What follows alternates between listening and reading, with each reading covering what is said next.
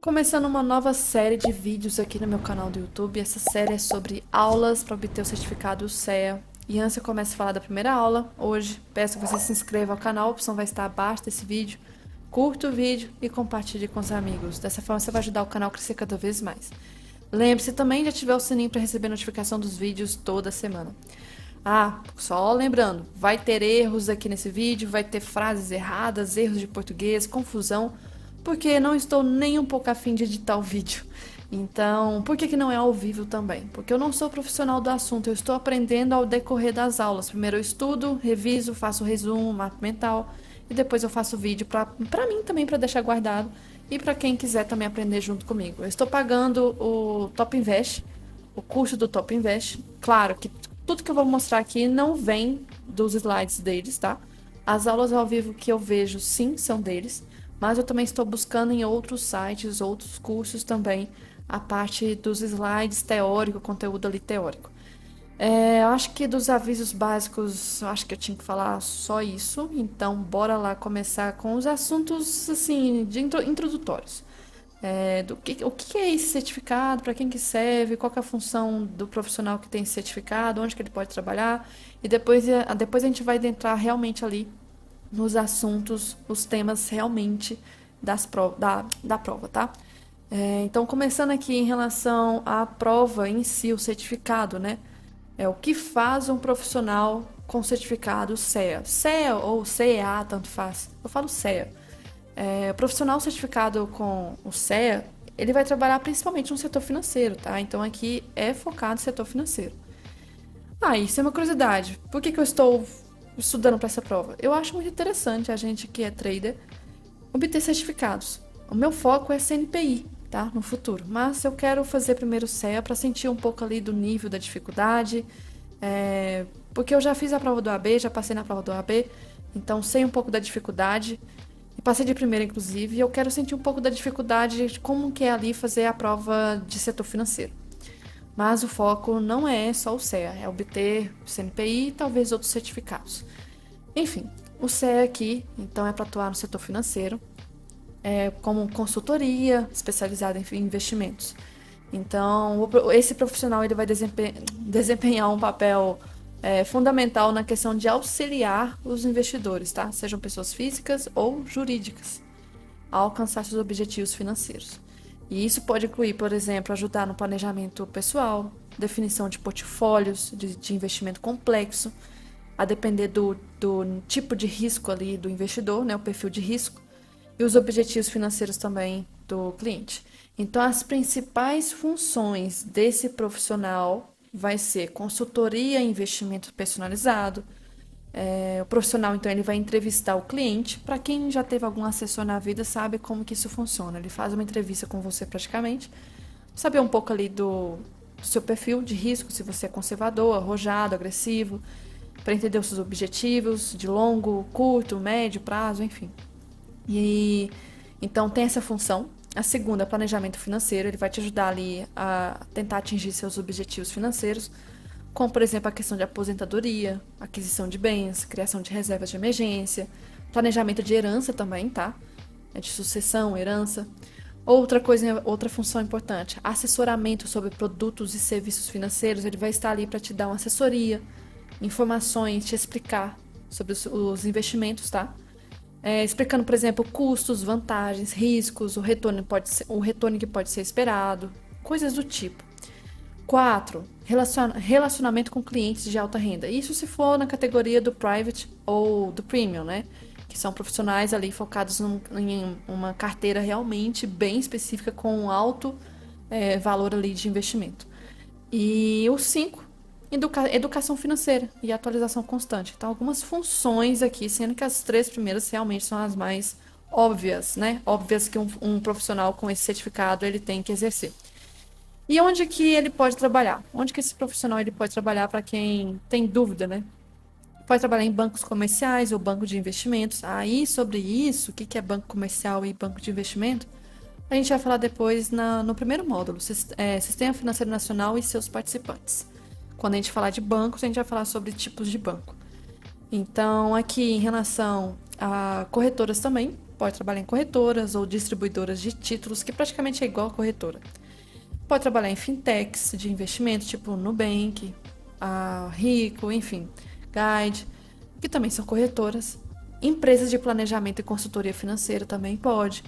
Seguradoras e empresas de previdência complementar.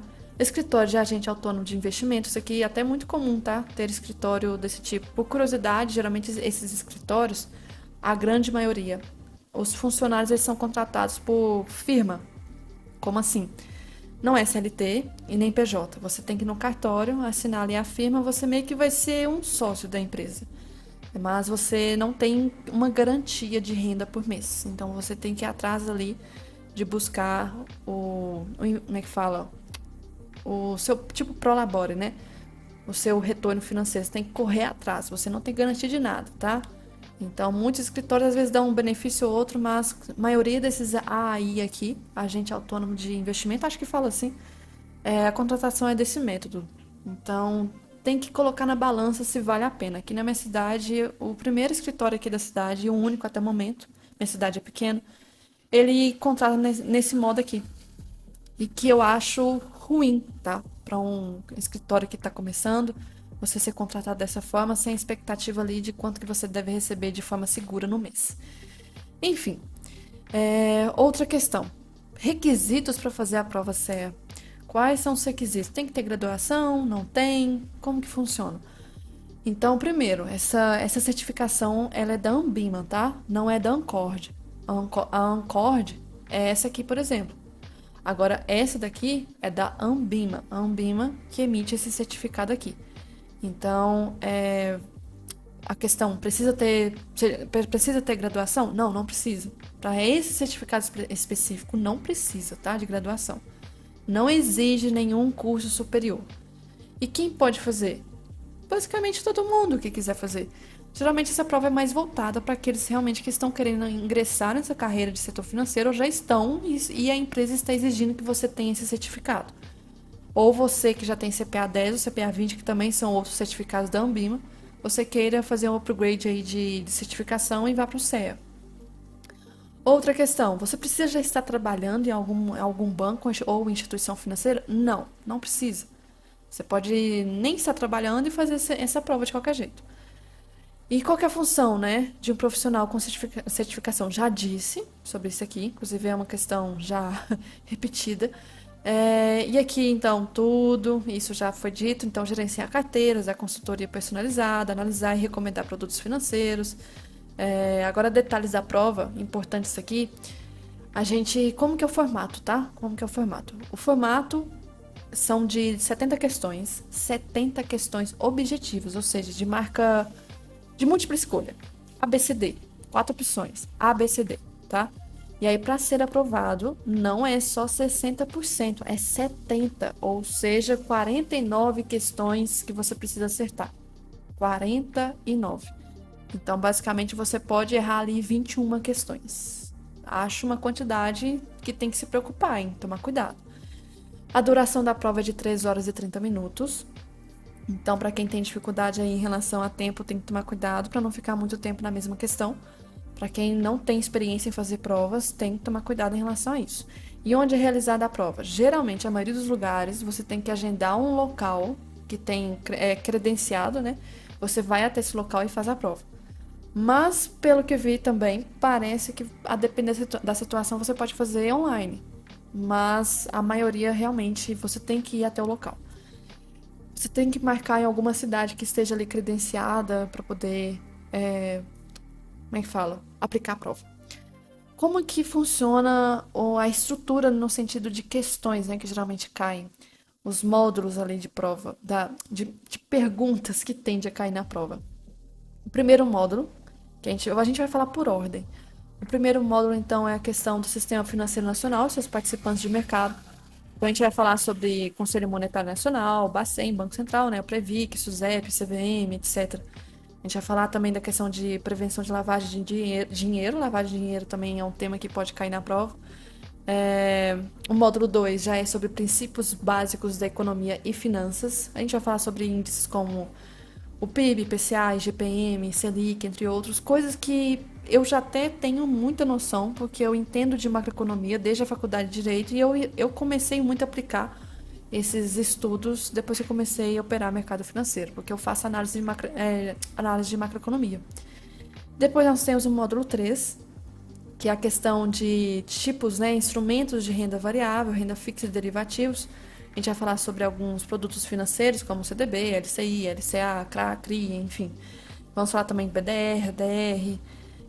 Vamos falar dos derivativos também, tá? Algumas coisas aqui de derivativos muito, muito importantes. Depois vamos falar sobre fundos de investimento, tipos de fundo, FDIC, FIIs, né, fundos imobiliários, enfim. Cálculo das cotas, também essa parte aqui tenho noção. Aqui em cima, tipos de investimento também, tenho noção da maioria. Aqui, da questão de cálculo também, porque eu já fiz investimento em relação a isso. Módulo 5, vamos falar sobre produtos de previdência complementar. Vamos falar do PGBL e do VGBL. Vamos falar sobre a gestão de carteira de riscos. Então, a questão tipo o VaR, desvio padrão, algumas coisas aqui importantes. E planejamento de investimentos. Algumas finanças comportamentais e etapas de planejamento financeiro. Enfim, todos os temas aqui extremamente importantes. E aí vamos começar com o tema primeiro, tá? Depois. Mas antes, uma dúvida aqui que eu até tinha, né? Eu ficava me questionando se a prova talvez tinha validade. Se eu fizesse a prova, fosse aprovada, eu teria que fazer a prova de novo daqui a uns 5 anos. Eu tinha essa dúvida. Então, não tem validade, tá? Não tem validade. A questão é que você tem que manter a certificação válida. Você tem que manter ela válida. Como que você mantém ela válida? Você tem que preencher a declaração de conformidade todos os anos, tá? Então, o que é essa declaração de conformidade? Basicamente, de dezembro a dezembro de cada ano, você tem que preencher essas informações. A Anbima vai notificar vocês, então vocês têm que estar ali preparados para essa época do ano, mais ou menos. Eles entrarem em contato com vocês. Vocês têm que preencher as informações, e aí, sem essa declaração, seu registro ficará irregular. Não quer dizer que vai ser assim anulado. Ele vai ficar irregular primeiro, tá? Então, não vai ser cancelada de forma imediata se você deixar de preencher a declaração. E aí tem que fazer a prova de novo. Não é assim. Mas seu status de início vai ficar inativo, irregular, tá? Vai ficar aguardando a regularização da situação. E você precisa refazer a prova quando a validade acaba? Não, você não tem que refazer a prova se você mantém a certificação válida com a assinatura da declaração, tá? Então, o que pode acontecer de você ter que fazer, então, a prova? De novo, né? E nem, na verdade, é a mesma prova. No caso de você não preencher essa declaração por um longo período, ou você ser, como é que fala? Você violar, né, graves regras ou normas, né, de conduta do mercado financeiro. E aí isso talvez leve à suspensão do seu certificado. Então, se você deixar por muito tempo a declaração sem fazer, você pode sim ter ali suspensa o certificado, tá? Aqui a questão, deixa eu ver o que mais que eu preciso ressaltar. E aí, além da declaração, você não pode deixar de fazer outras coisas, né? Como, por exemplo, manter ali exercendo a profissão dentro das normas e regras do mercado financeiro, tá? Ou seja, você tem que respeitar o código de ética da Anbima, os regulamentos da CVM, tá? E também de outras autoridades do setor. Talvez você pode, outra coisa também, que em relação a isso, você pode estar trabalhando em um local que tem também algumas normas, regras locais, tá? Ou algum banco que você esteja, a corretora tem regras locais também. Aqui a respeito de valores, tá? Esse valor aqui pelo menos até janeiro de 2025, R$ 520. E a prova de atualização é 280. O que é essa prova de atualização? Prova de atualização é para casos de pessoas que justamente teve o certificado suspenso. No caso de ficar muito tempo sem preencher a declaração ou ter sido, infelizmente, suspenso por ter cometido alguma violação grave. Então, ou pode acontecer de forma muito rara, no caso de houver muitas mudanças nas leis, né? Enfim, da questão do mercado financeiro. E aí a Anbima ter que exigir aí o certificado de atualização para essas pessoas. A prova de atualização não é a mesma que a prova principal. Ela vai ter questões diferentes, mas ainda assim vai abordar praticamente tudo essencial ali, tá?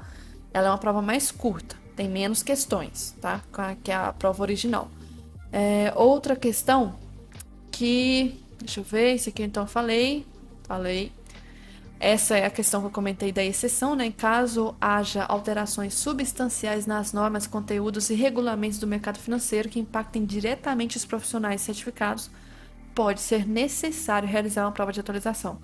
Mas se isso for preciso, a Anbima vai comunicar previamente qualquer situação desse tipo. Beleza?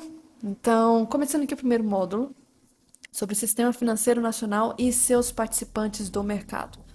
Basicamente, vou mostrar um mapa para vocês verem antes, inclusive disponibilizado de forma oficial, como que é o Sistema Financeiro Nacional.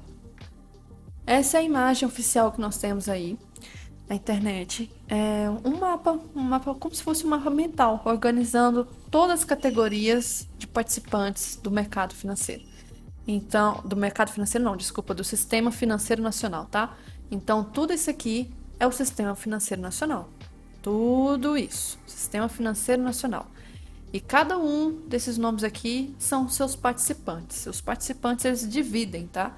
Nós temos aqui uma divisão, outra divisão. Sendo que a primeira são os participantes focados na área de moeda, crédito, capitais e câmbio. Os participantes da área de seguros privados e de previdência fechada, tá?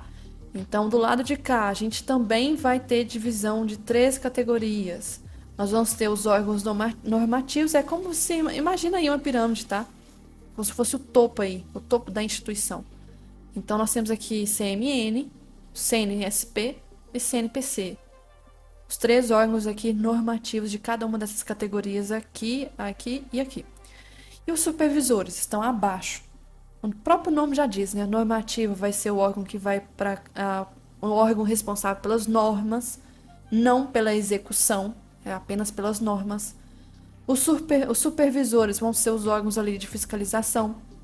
Por exemplo, temos 2 aqui, que é o Banco Central e o CVM, cada um com uma função específica. Temos a SUSEP desse lado e a Previc desse lado. E os operadores, que é a parte mais aqui densa, né, de conteúdo importante, que vamos falar de forma aprofundada depois. Então, começando a respeito do CFN, que é o Sistema Financeiro Nacional, isso aqui como um todo. Para que serve? Para que serve isso aqui tudo? Qual que é a função primordial do Sistema Financeiro Nacional? Para que serve todos esses participantes, esses órgãos normativos, supervisores, os operadores? Para que serve esses conselhos aqui? Para quê?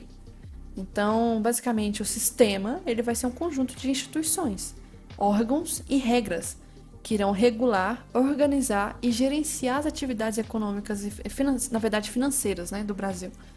Sua principal função vai ser garantir que o dinheiro circule de maneira eficiente na economia, tentando conectar o agente que possui o dinheiro, o recurso de sobra, que também é chamado de agente superavitário, é aquele que tem a condição, tem o dinheiro.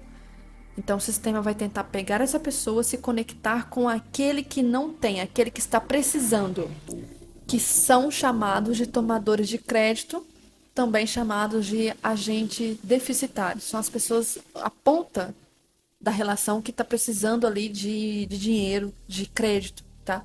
Então o sistema ele vai tentar intermediar essa conexão entre esses 2 agentes para tentar passar o dinheiro de quem tem para a pessoa que está precisando do dinheiro, tá? Então, basicamente, pode dizer que o Sistema Financeiro Nacional ele é o coração do sistema econômico, porque ele vai garantir o funcionamento saudável do mercado financeiro, promovendo o crescimento econômico e a estabilidade monetária. A pessoa acha que mercado financeiro, eu não mexo com o mercado financeiro, então eu não preciso do Sistema Financeiro Nacional. Eu não mexo com ações. Eu não preciso do Sistema Financeiro Nacional. Você precisa, criatura, você precisa. No momento que você, por exemplo, vende ou compra alguma coisa, independente se é serviço, se é produto, você está ali necessitando do sistema financeiro por trás, porque é ele que vai organizar até a questão do método de pagamento. Por exemplo, Pix, cartão de crédito, ele vai regular os bancos, tem tudo isso aqui. A partir do momento que você tem um vínculo de dinheiro, até o dinheiro em espécie é tratado aqui no Sistema Financeiro Nacional. Então, é além, é tudo. Não tem como uma pessoa viver em sociedade sem estar aqui sendo protegido pelo sistema financeiro nacional, tá? Então, funções, resumindo, intermediação financeira. Então, ele vai conectar, ressaltando novamente, ele vai conectar quem tem dinheiro sobrando. Por exemplo, pessoas que têm dinheiro poupado, né? Ali guardado, com quem está precisando de dinheiro, quem está precisando de financiamento. Empresa, governo também pode precisar, pessoas, enfim. Então ele vai atuar como ponte. Ponte entre agente superavitário e agente deficitário, tá? Aqui, então, exemplo prático, quando você coloca dinheiro na poupança ou você investe em um CDB, você acha que não está emprestando dinheiro para ninguém, né? Você sim está emprestando dinheiro. Você está emprestando dinheiro. O banco ele vai pegar esse dinheiro que você colocou nesse investimento e vai emprestar para alguém que está precisando do dinheiro. Então, isso é uma intermediação financeira. Então, essa função é essencial para sustentar o consumo, o investimento das empresas e o desenvolvimento econômico no país, tá? Outra função, então, é o estímulo à formação de poupança e investimento. Por quê? Porque o sistema financeiro ele vai facilitar a conversão de recursos que não estão sendo usados diretamente. Sabe aquela pessoa que deixa o dinheiro parado na conta, poupança? Principalmente pessoas mais antigas, dinheiro que fica parado. Então, o sistema financeiro vai dar estímulo à formação de poupança e investimento. Então, o sistema financeiro faz, né, isso, criando oportunidades diversificadas para pessoas e empresas aplicarem recursos. Ele vai criar opções, por exemplo, de fundos de investimentos, ações, renda fixa, previdência, entre outros, para você investir. Você não deixar só na poupança, porque a poupança não rende para a pessoa, né? E uma característica interessante sobre o esforço do sistema financeiro é que ele promove canais simples e acessíveis para o público poupar. Por exemplo, um tesouro direto, conta poupança também. E gerencia instrumentos mais complexos, como para grandes investidores, tipo ações, alguma coisa do tipo. E aí, exemplo, você como investidora pessoa física, você pode investir em fundos de ações, enquanto ao mesmo tempo grandes empresas captam dinheiro para financiar suas operações na bolsa de valores. Então, cada um ali com sua complexidade. E o sistema financeiro está por trás ali, gerenciando todos os tipos de instrumentos de investimentos.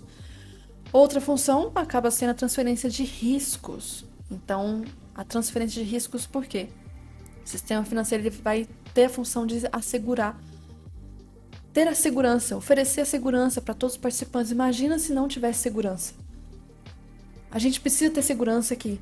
Não pode envolver riscos financeiros entre os agentes. Então, como que ele faz isso? Ele faz por meio de produtos e mecanismos como seguros, derivativos, bolsas de valores e outros instrumentos financeiros que promovem estabilidade. Um bom exemplo, por exemplo, são os fundos de seguros ou os contratos futuros negociados na B3, por exemplo, onde os investidores podem proteger seus investimentos contra oscilações do mercado financeiro. Outra função, o controle da oferta de moeda e crédito na política monetária. Extremamente importante. Então, o sistema financeiro é o principal veículo da política monetária do governo, que vai utilizar instituições como o Banco Central, que nós vamos falar depois, para regular a quantidade de dinheiro, por exemplo, disponível na economia. Isso influencia muito a questão de inflação e taxa de juros. Por exemplo, quando o Banco Central aumenta a taxa Selic, como por exemplo aumentou no dia de hoje, dia 29 de janeiro, ele está tentando deixar o crédito mais caro, o crédito ficar mais caro na sociedade, reduzindo o consumo das pessoas, para tentar também baixar a inflação. Então, no caso aqui, o sistema financeiro ajuda a influir na liquidez da economia, o quanto de dinheiro está disponível no mercado, vai ajudar também na questão de regular o fluxo de crédito para empresas e consumidores, vai ajudar na preservação e estabilidade do sistema econômico. Outra função, facilidade nas transações de pagamento. Então, o sistema também vai apoiar a economia ao criar e manter métodos rápidos, eficientes e seguros de pagamento e liquidação, como transferências bancárias e o mais recente criado, por exemplo, é o Pix, além do cartão de crédito e débito também, que são meios aí de transação de pagamento. Então, sem o sistema financeiro nacional, as transações econômicas seriam muito menos eficientes e haveria muito risco e custos associados ao uso do dinheiro físico. Imagina se não tivesse sistema financeiro dando a segurança nas transferências. Outra função, promoção da estabilidade e credibilidade do sistema financeiro. Então, para garantir a confiança no sistema econômico, o sistema financeiro é regulado por leis e instituições que promovem, né, a ética, transparência e segurança das transações financeiras. Isso significa que bancos, corretoras, seguradoras e outros atores financeiros precisam seguir normas rígidas que protegem os interesses dos investidores e consumidores. Então, um exemplo, né, nós temos o famoso FGC, que é o Fundo Garantidor de Créditos, que ele cobre até R$ 250 mil por CPF em caso de falência do banco. Do banco, por exemplo, que você tem conta e tinha dinheiro lá. Esse fundo foi criado pelo sistema financeiro, ele vai cobrir até 250 mil por CPF. E aí, basicamente, como que essas funções todas convergem na prática? Basicamente, todas as funções acima, elas estão interligadas e são vitais para a economia. Por exemplo, uma pessoa que aplica em um fundo de investimento de renda fixa, então o sistema financeiro vai servir de intermediação. E aí esse dinheiro que a pessoa colocou em fundo de investimento de renda fixa, ele vai ser usado talvez por uma empresa que emite debêntures para financiar a sua expansão. Então ali o sistema financeiro vai servir na questão de alocação de recursos. Então durante esse processo as transações são reguladas pelo sistema financeiro, oferecendo proteção ao investidor e eficiência ao sistema. E sem ele não haveria, infelizmente, um canal confiável para investimentos de poupança, não haveria crédito suficiente para o consumo e desenvolvimento empresarial, a renda das famílias diminuiria por falta de investimento seguro, as transações financeiras seriam mais lentas e inseguras. Então, o sistema como um todo, tudo isso aqui é importante, tá? E aí, começando com o primeiro do mapazinho aqui, que é do lado de moeda, crédito, capitais e câmbio. A gente vai falar muito dessa parte primeiro. Essa aqui a gente vai deixar para depois. Então, o primeiro é o órgão normativo da área de moeda, crédito, capitais e câmbio. Não tem nada a ver com seguro privado e nem com previdência fechada, tá? Aqui a gente vai falar de moeda, crédito, capitais e câmbio. Quem fica responsável por essa parte? O conselho que fica lá em cima, na parte de normativo, órgão normativo, é o Conselho Monetário Nacional, CMN. Muitas pessoas confundem CMN com CVM. Nada a ver, tá? CVM está abaixo do CMN. Então, CMN está acima. Sempre lembrem desse gráficozinho aqui, tá? Principalmente essas divisões desse gráfico. Então, o CMN, Conselho Monetário Nacional, ele é o órgão máximo do Sistema Financeiro Nacional.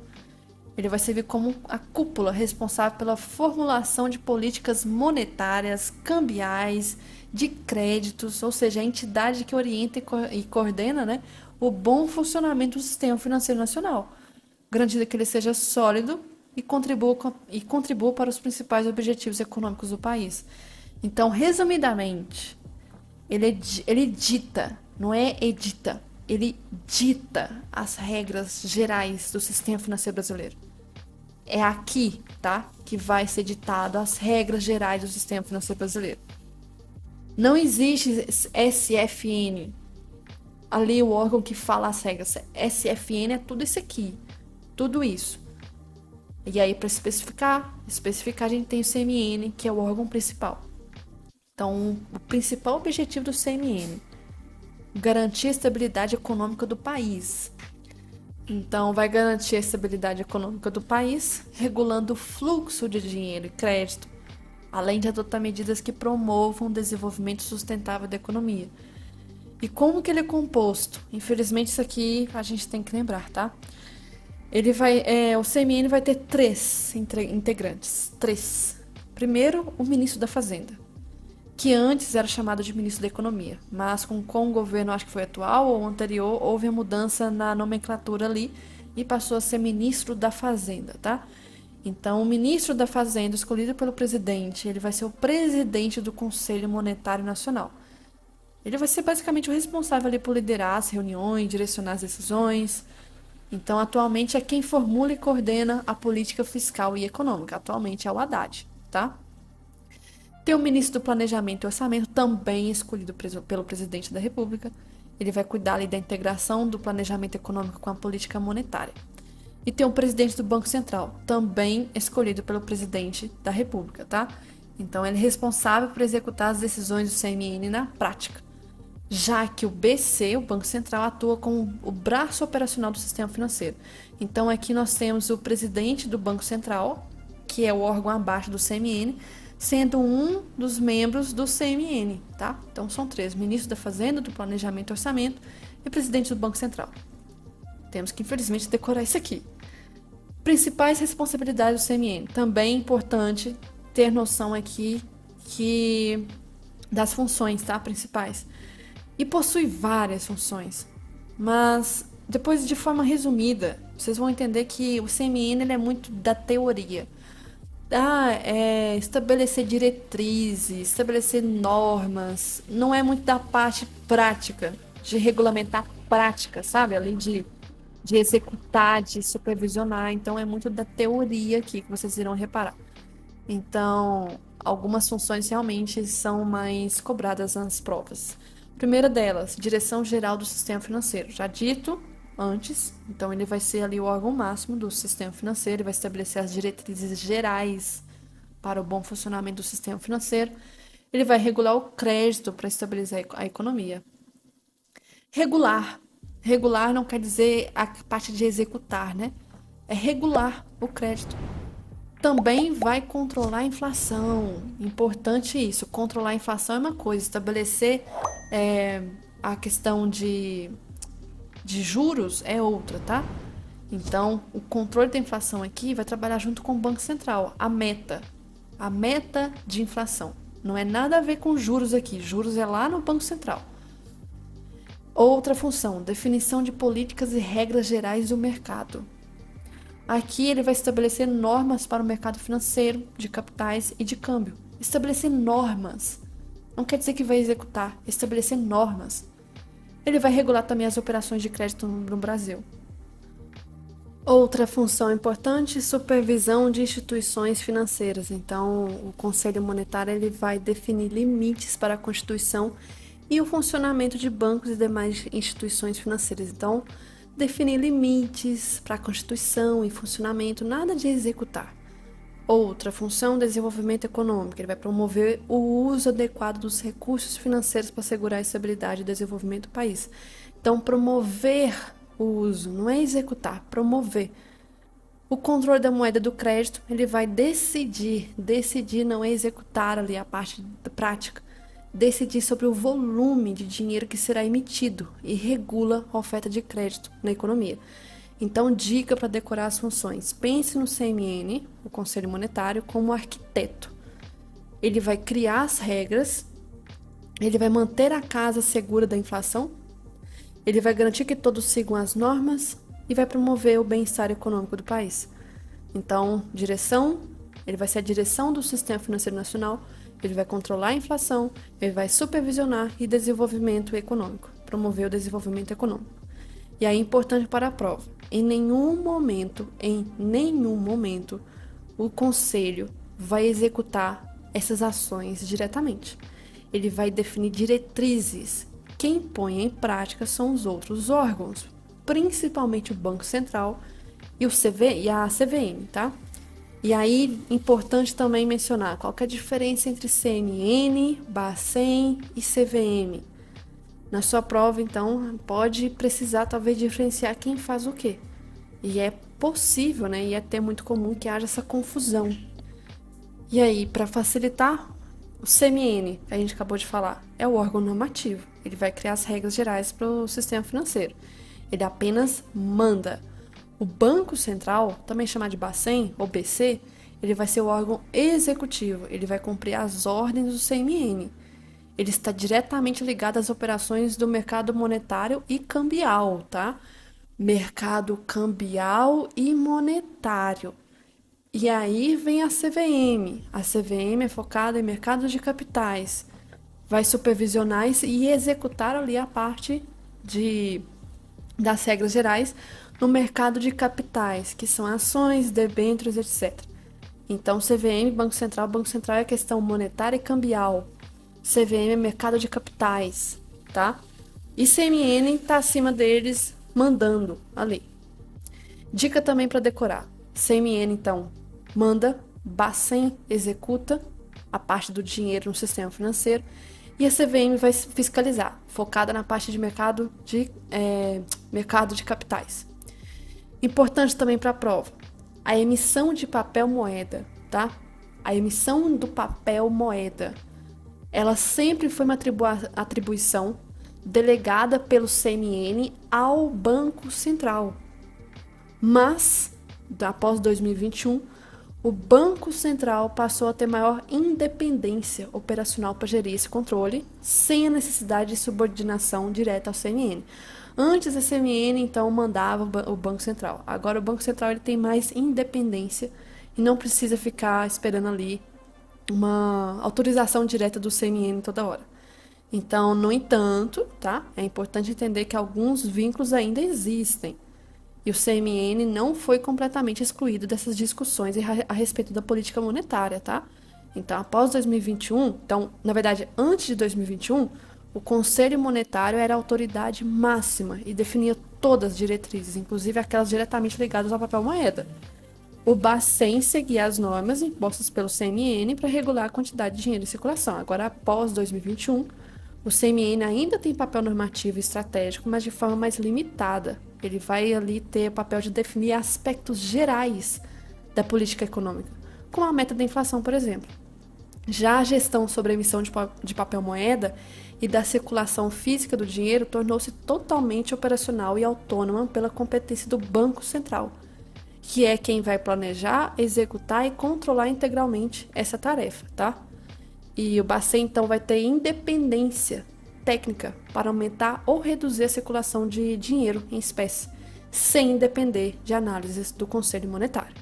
Então, basicamente, isso aqui é a função do CMN. A gente vai agora descer para a categoria e ir para o órgão de execução Banco Central, também chamado de Bacen ou BCB. Então, Banco Central do Brasil. É uma autarquia federal vinculada ao Ministério da Fazenda. Ou o Ministério da Economia, depende do governo, se vai mudar essa nomenclatura ou não. Ele vai funcionar ali como a principal instituição responsável pela execução da política monetária e pela estabilidade do sistema financeiro nacional.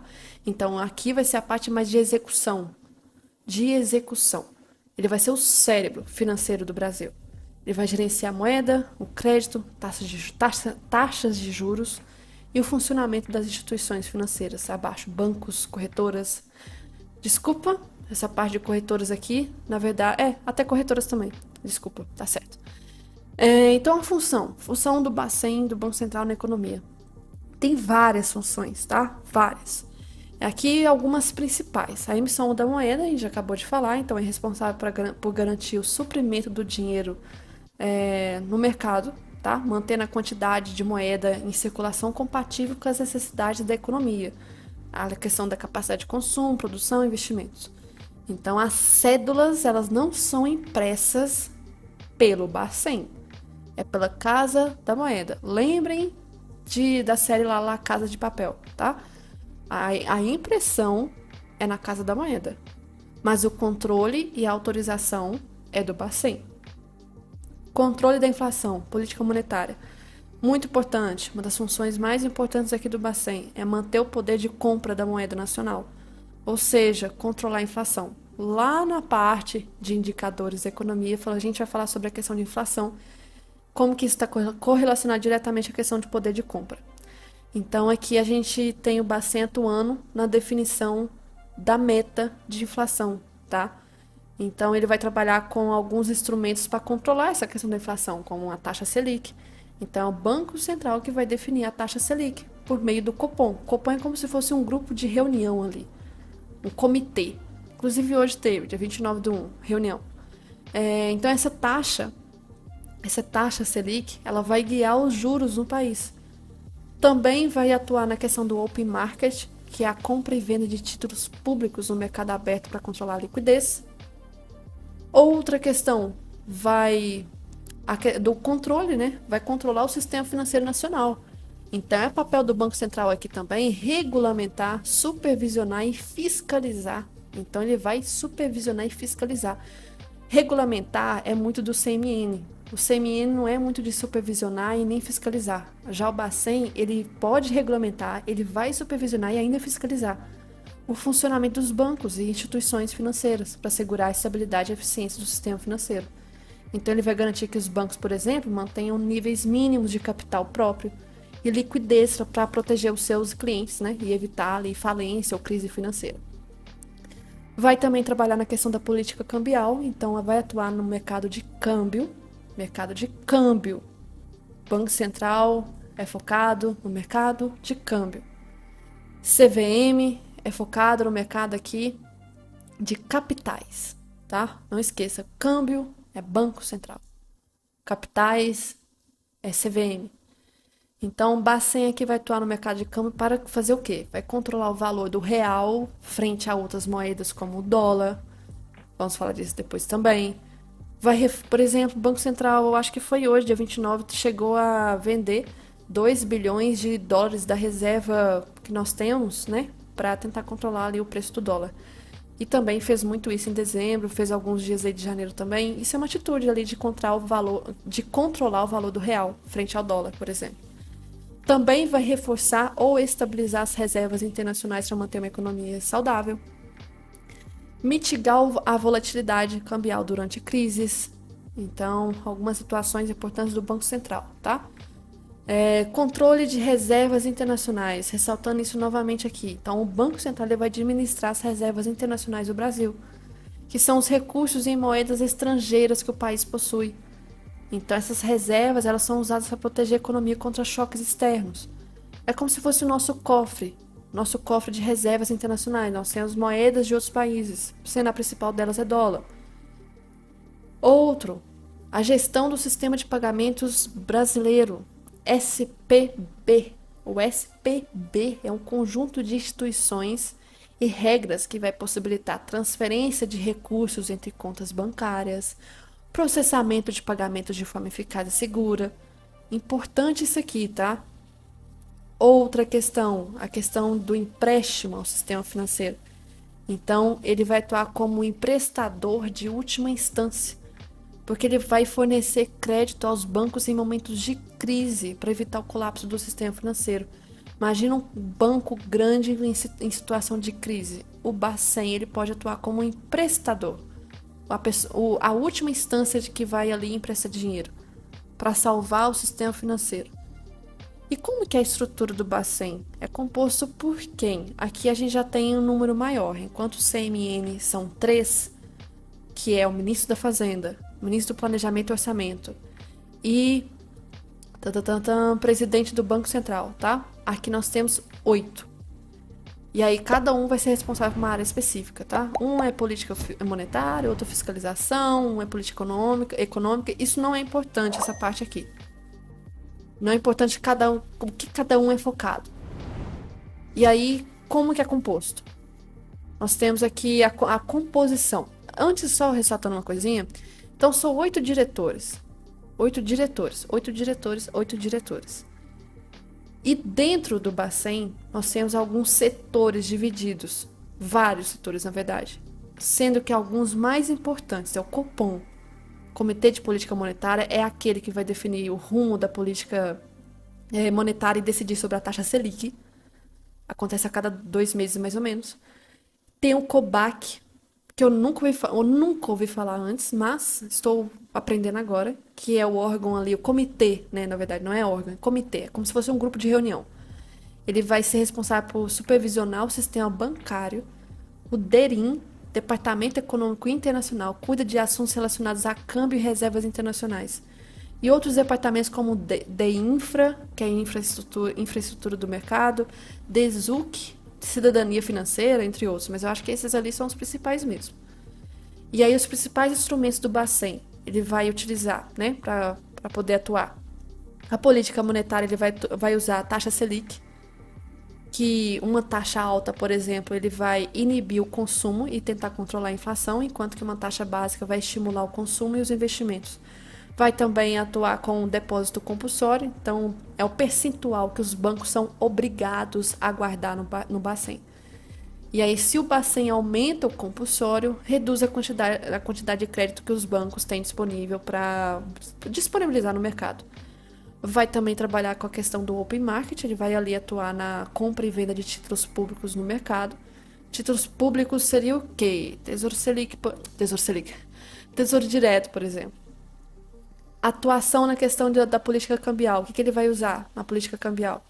O flutuante, que é permitir que o mercado defina livremente a taxa de câmbio. É o caso mais comum no Brasil, de não ter muito banco central atuando. E pode acontecer a segunda hipótese, que são as intervenções no mercado, que é quando o Bacen compra ou vende dólares, por exemplo, para controlar excesso de variação. Outra, quando atua na questão da supervisão do sistema financeiro, ele vai usar, por exemplo, o índice de Basileia, nunca ouvi falar disso antes. Ele vai regulamentar por esse índice, né? O que serve esse índice? Esse índice serve para regulamentar quanto de reserva de capital os bancos devem manter de acordo com os riscos que assumem. Então, acho que cada banco ali tem que manter uma reserva de capital guardada de acordo com o risco que cada um está assumindo. Acho que vai ser isso aqui. Normas de compliance, que é ajustes regulatórios e atuação contra a lavagem de dinheiro. E aí, desde 2021, estabeleceu a autonomia formal do Banco Central. Isso aqui foi muito importante, tá? Que antes era muito ligado ao governo, agora é independente. Poderia ser mais, mas já tá bom, estamos evoluindo. Dessa forma, sendo independente, os diretores do Bacen, eles têm mandato fixo de 4 anos. E um não coincide com o outro. E também não coincide com o mandato presidencial, tá?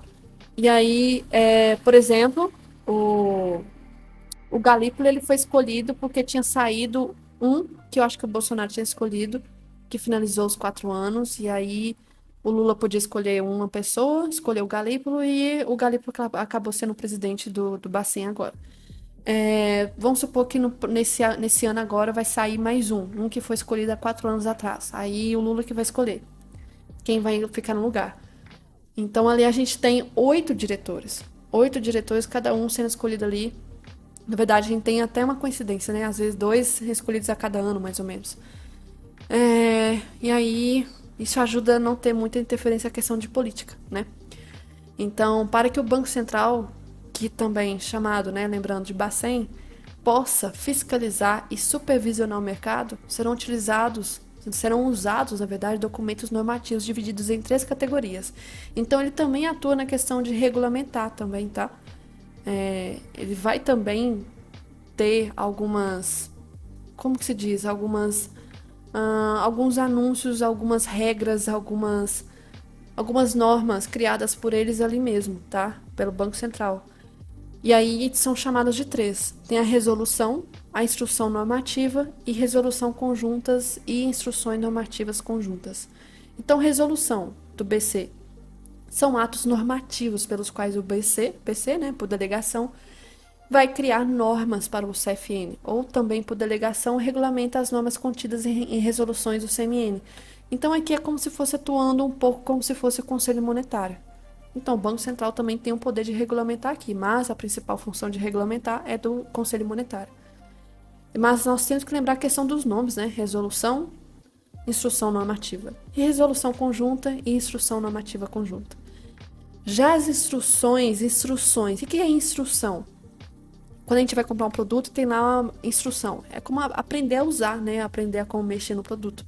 Então, aqui também vai ser a mesma coisa. Instrumentos para esclarecer dúvidas ou divergências quanto à interpretação e aplicação de disposições normativas. Então, como se fosse uma explicação de uma disposição normativa, de uma resolução, por exemplo. E aí, essa outra aqui, né, que é a conjunta, vai equivaler a atos normativos elaborados em conjunto com outra autoridade. Talvez junto, por exemplo, com o CMN, talvez. Os detalhes disso a gente não precisa entender. A gente só precisa saber que BC também faz o papel de regulamentar, por meio de resolução, instrução normativa e resolução conjunta e instrução normativa conjunta. Beleza? E aí, outro ponto aqui sobre a CVM, que é focada no mercado de capital. Não confunda, BC, Banco Central, É focado no mercado de moeda, crédito e câmbio. CVM é focado no mercado de capital. Então, CVM é comissão. Não é conselho, é comissão, comissão, comissão. Comissão de Valores Mobiliários. Também é uma autarquia, vinculada também ao Ministério da Fazenda. E aqui é responsável também por ter a função de regulamentar igual o CMN, mas não só isso, ele vai desenvolver e fiscalizar também o mercado de valores imobiliários no Brasil. E ele foi criado aqui em 76, tá? E atua como um órgão independente, com o objetivo de proteger os investidores, assegurar o funcionamento eficiente do mercado de capitais, além de estimular o desenvolvimento desse segmento econômico. Então, os valores mobiliários, o que são valores mobiliários, tá? Regulados pela CVM? São as ações, debêntures, cotas de fundos de investimentos, derivativos e outros instrumentos financeiros oferecidos no mercado brasileiro. Vamos falar mais sobre isso aqui, porque também tem uma questão de prova que pode ser uma pegadinha sobre a questão de valores imobiliários, tá? E qual que é o papel da CVM no nosso sistema financeiro? Então, ela está subordinada ao Conselho Monetário Nacional. Aqui, então, ela está abaixo do Conselho Monetário Nacional. Por quê? Porque o Conselho Monetário Nacional vai ditar as regras gerais, né? Então, ela está abaixo. Contudo, enquanto a CMN, né, vai cuidar da política financeira como um todo, a CVM vai focar no mercado de capitais. Então, além das regras do CMN, nós temos aí também a CVM cuidando do mercado de capitais. E aí, garantindo que todas as negociações e interações envolvendo valores imobiliários sejam realizadas de forma justa, transparente e em conformidade com a regulação. Então, a CVM vai funcionar como uma guardiã do mercado de capitais, protegendo os investidores e prevenindo fraudes. As funções, então, regulamentação. Na parte de regulamentação, ela vai fazer o quê? Ela vai criar normas e regulamentos que devem ser seguidos pelas empresas, intermediários financeiros e investidores no mercado de capitais. Então, a CVM ela pode publicar também instruções, como a instrução CVM 555, que regula os fundos de investimento, por exemplo. Na parte de supervisão e fiscalização, o que ela faz? Ela vai fiscalizar as atividades das empresas e instituições financeiras que atuam no mercado de valores imobiliários. Ela vai verificar, por exemplo, a legalidade das operações financeiras, o cumprimento das normas emitidas por ela mesma e pelo CMN, a divulgação de informações adequadas ao mercado, atua prevenindo e punindo práticas ilícitas no mercado de capitais, como insider trading, tá? Que é a pessoa que usa informações privilegiadas, e fraude de investimentos. Então, é um órgão que também dá para ver claramente, né, que está muito na parte da execução, de supervisionar, está na parte do ato, da ação. CMN é muito regra mesmo. Já a CVM é aqui realmente na parte da atuação. A parte da função de desenvolvimento do mercado de capital, ela vai buscar aumento da eficiência e a competitividade do mercado, atraindo novos investidores e emissores. Vai promover também iniciativas de educação financeira e proteção ao investidor. A função de proteção ao investidor, a CVM também tem como uma de suas principais prioridades assegurar que os investidores tenham acesso às informações claras, corretas e transparentes para tomar decisões bem fundamentadas.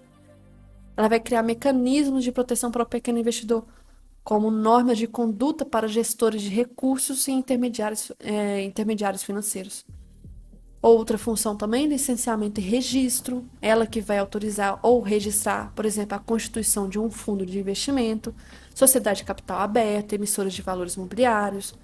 Também vai ali autorizar ou registrar a atuação de profissionais e instituições do mercado. Então, essa parte do certificado, a Anbima e a Ancod está subordinada a ela. Então, aqui o pessoa que tem um certificado está subordinada aqui à CVM também. São reguladas pela CVM, então, empresas listadas na Bolsa de Valores, companhias abertas, né? Companhias abertas, porque quando você está na Bolsa de Valores, você praticamente tem a sua companhia aberta, né? Fundos de investimento, intermediários financeiros, como corretores de valores, auditores independentes de empresas do mercado de capitais, investidores institucionais, tá? Como fundos de pensão. E a sua constituição, como que ela é organizada, né? Quantas pessoas que tem, como que é a sua estrutura. Nós temos aqui o presidente, em relação à presidência, na verdade. Então, em relação à presidência e à sua diretoria, nós temos um presidente e 4 diretores. Então, são 5 pessoas aqui. todos também nomeados pelo presidente da República, mas também passados ali pelo Senado Federal. Aí vem a questão, vamos lembrar. O Conselho Monetário Nacional, que é o topo aqui, temos 3, que é o ministro da Fazenda, do Planejamento e Orçamento e o presidente do Banco Central. O Banco Central tem 8 diretores, sendo escolhidos ali a cada 4 anos para evitar de ter envolvimento em relação à política. E a CVM são 5, então 3, 8, 5, 3, 8, 5, 3, 8, 5, 3, 8, 5. E aqui, né, em relação à presidência e diretoria colegiada, suas principais responsabilidades incluem coordenar a atividade da autarquia, propor regulamentações, enfim, funções de diretores, né? Já as superintendências, nós temos algumas superintendências, tá? Então, que algumas eu acho que é importante a gente levar em consideração. A CRE, que eu acho que é a única que eu já ouvi falar de sigla, as outras eu nunca ouvi falar. Essa CRE, Superintendência de Registro de Valores Mobiliários, ele vai cuidar do registro de companhias abertas e ofertas públicas. Tem a Superintendência de Relações com Investidores Institucionais, sim, que fiscaliza os fundos de investimentos, de administradores e gestores de carteiras. Tem a Superintendência de Relações com Empresas, CEP, que monitora as companhias abertas. Superintendência de Processos Sancionadores, que conduz processos administrativos contra infratores. Acho que são só essas superintendências, se for mais, acho que são essas as mais importantes que a gente precisa saber. E tem o colegiado e processos decisórios. Então, aqui as decisões da CVM também são tomadas de forma colegiada, ou seja, em conjunto, tanto em processos regulatórios quanto em casos de infração.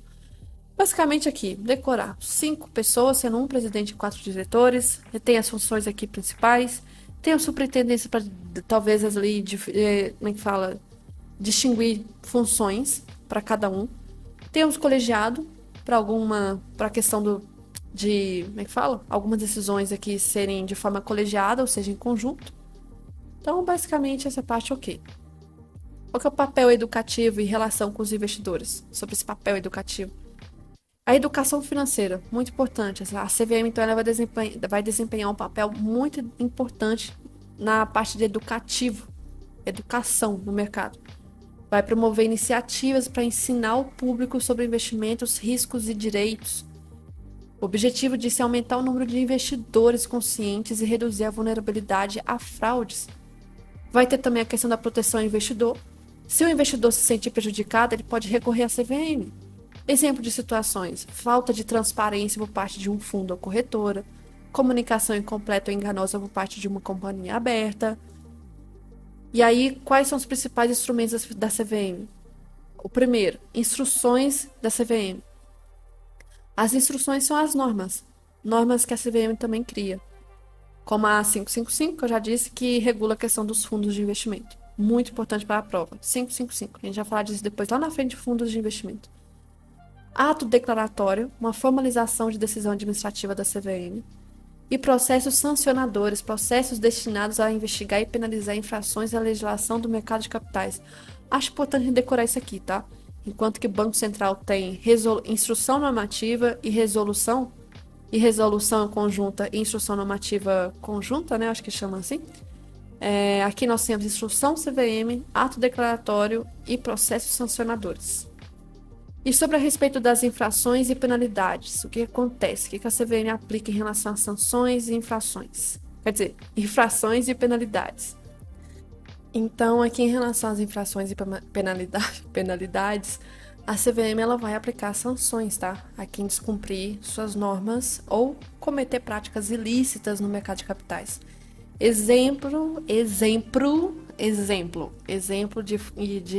de infrações. Não, meu raciocínio já tá ruim aqui agora. Insider trading, uso de informações privilegiadas para beneficiar determinada operação.